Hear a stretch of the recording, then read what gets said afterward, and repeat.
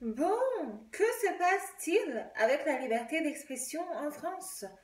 La liberté d'expression, cette liberté si chère qui, de l'aveu de l'article 11 de la Déclaration des droits de l'homme et du citoyen de 1789, est l'un des droits les plus précieux dont nous puissions jouir en tant qu'êtres humains, eh bien, elle n'a plus le vent en poupe. Ces derniers mois, voire ces dernières semaines, nous nous avançons petit à petit sur un terrain glissant, savonneux, une pente dangereuse qui ouvre la porte à des dérives qui devraient, je crois, toutes et tous nous indigner profondément. Les quelques affaires relatées ces derniers temps semblent l'attester de manière irréfutable. Bon, on va faire le point. Je vais vous les relater de manière non exhaustive, bien évidemment. En Bretagne, tout d'abord, un enseignant et syndicaliste chez Sud Éducation a été poursuivi par le ministère de l'Intérieur et convoqué en audition libre par la police pour avoir critiqué le fait que l'enseignement civique était désormais prodigué aux jeunes par cette même police.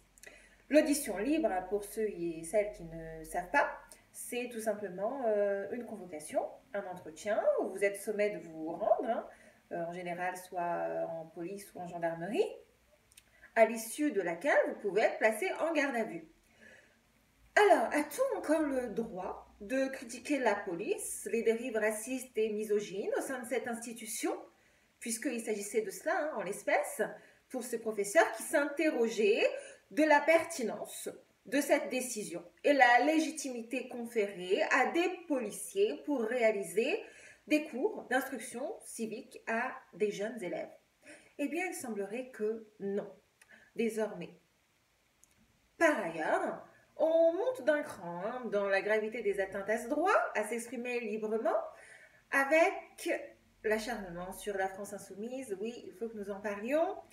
Rima Hassan, juriste en droit international, 7e sur la liste menée par Manon Aubry en vue des élections européennes du 9 juin prochain, mais aussi Anas Kazib, militant de très longue date, porte-parole et fondateur du mouvement Révolution permanente et syndicaliste chez Sud Rail, et désormais aussi Mathilde Panot, présidence du groupe La France Insoumise à l'Assemblée nationale, ont tous trois été convoqués, se sont vus notifier leur convocation par la police en raison de leur soutien affiché, clair et déterminé à la cause palestinienne, réclamant un cessez-le-feu, le grief invoqué étant une possible apologie du terrorisme. En l'espèce, pour la France Insoumise, il s'agissait de la publication d'un communiqué publié en octobre dernier et critiqué à l'époque car refusant de qualifier les actes du Hamas de terroristes, tout en les condamnant fermement. Même chose pour le NPA, le nouveau parti anticapitaliste, qui s'est vu notifier en octobre dernier par le ministère de l'Intérieur lui-même, et bien qu'une enquête les visait pour ce même motif, à savoir apologie du terrorisme. La tentative d'intimidation est flagrante, une criminalisation claire de voix pacifistes qui se mettent en œuvre afin de témoigner leur solidarité envers la cause palestinienne, se voulant critique à l'endroit de la politique menée par le gouvernement d'extrême droite de M. Netanyahou en Israël. Alors, évidemment, on peut émettre des critiques, et je ne suis pas la dernière à le faire, sur la position des uns et des autres, regretter la sémantique employée, parfois, oui c'est vrai, ou même contester leur analyse géopolitique, ça tout le monde est libre de faire, au Proche-Orient, sur le fond. Mais ça n'est pas du tout de ça dont il s'agit là.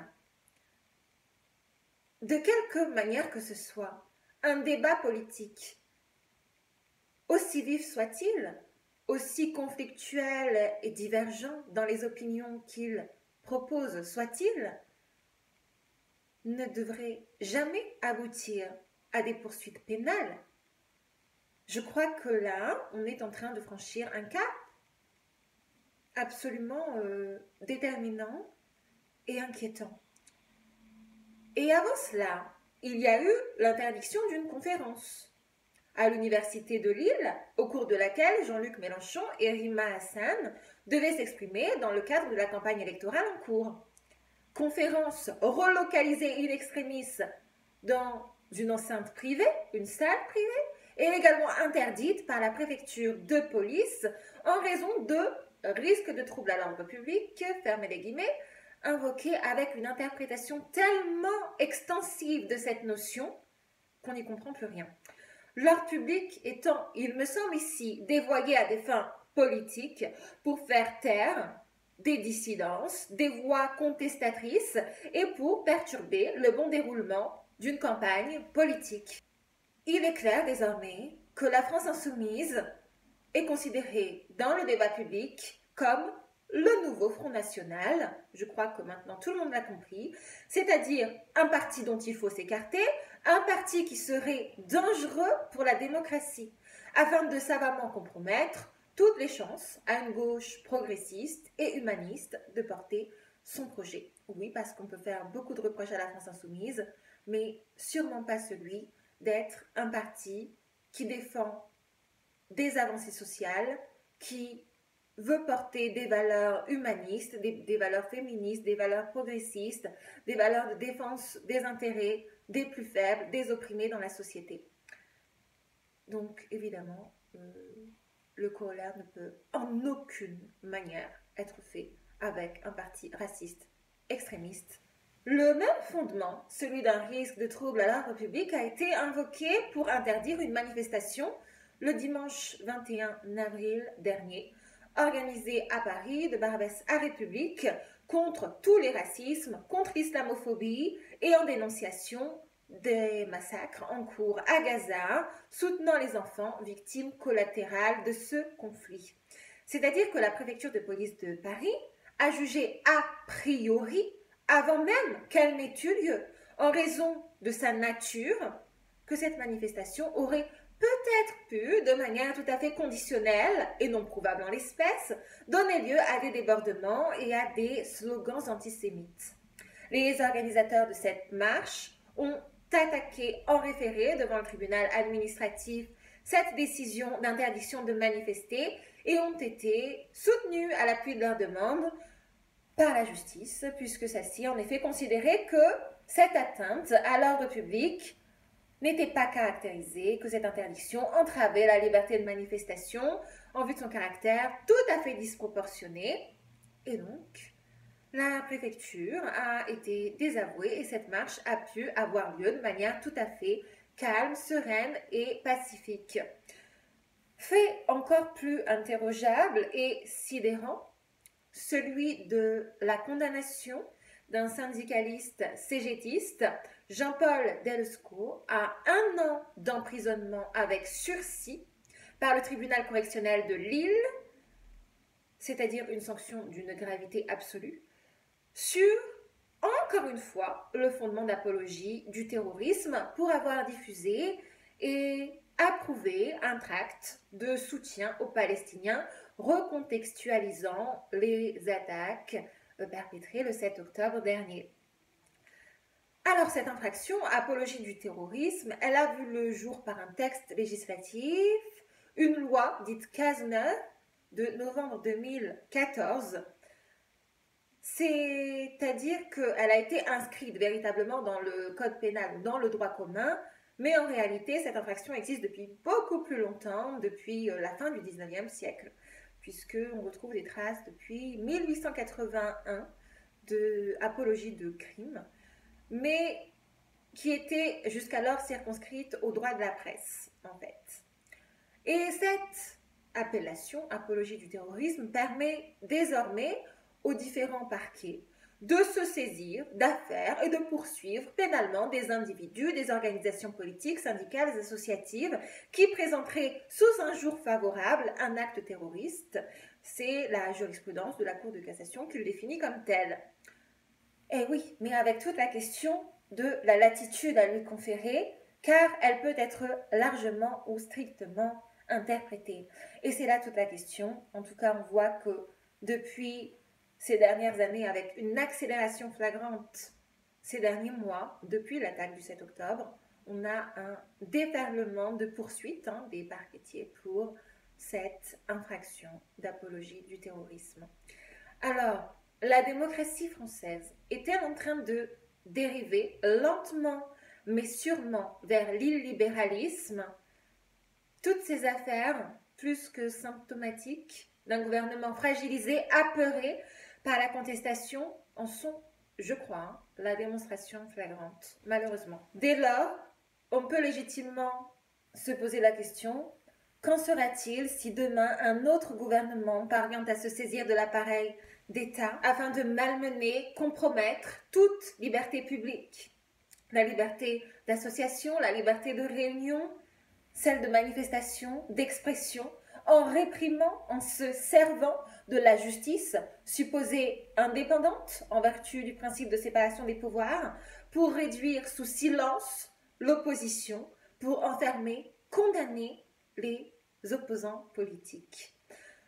En tout cas, ce qu'on peut voir, c'est que le terrain est tranquillement en train d'être préparé pour habituer les esprits à une démocratie au rabais, avec des violations constantes de principes fondamentaux, avec un président qui vante les mérites de la démocratie libérale lors de son discours sur l'Europe prononcé à la Sorbonne, mais qui, en même temps, sape tout antagonisme, criminalise la gauche humaniste et prépare à l'arrivée au pouvoir d'une idéologie qui promeut le repli sur soi, la haine de l'autre et la banalisation de la répression. La France a été condamnée par la Cour européenne des droits de l'homme en 2022 relativement à cette même infraction, cette loi de 2014 d'apologie du terrorisme, s'inquiétant et s'alarmant de la possible entrave à la liberté d'expression dans le champ d'application de cette loi. Et on le voit parfaitement s'illustrer. Effectivement, je pense que ces inquiétudes préfiguraient de légitimes interrogations quant à la visée de ce texte. Le dernier rapport d'Amnesty International de 2023 dresse le constat d'un recul net et flagrant des droits et libertés fondamentales en France. Et oui, voilà, ça n'est pas bien réjouissant, mais je crois que, comme d'habitude, comme je le dis, sous chaque type de vidéo de ce genre, il est important, je crois, en tant que citoyen et citoyenne, nous nous intéressions à ce qui est en train de se passer afin de pouvoir agir, afin de pouvoir voter et afin de pouvoir aussi participer au débat public. Je crois qu'on ne doit pas laisser ce débat public aux personnes qui se croient légitimes pour le monopoliser. Je pense qu'on est toutes et tous légitimes à avoir une opinion et à la porter haut et fort, surtout si cette opinion va dans le sens de l'humanisme, de la justice et du bien-être des personnes. Voilà. Ne pas laisser une idéologie mortifère prendre le dessus. Je crois que c'est notre devoir à chacun et chacune. J'espère que cette vidéo vous aura plu, que je ne sais pas si vous aussi vous êtes inquiets. Dites-le moi en commentaire et on débattra de tout ça avec grand plaisir. J'aime beaucoup vous lire, vous le savez, je pense maintenant. Et je vous remercie beaucoup d'être resté jusqu'au bout de cette vidéo. En attendant une prochaine, je vous fais de gros bisous et surtout prenez bien soin de vous. Bye!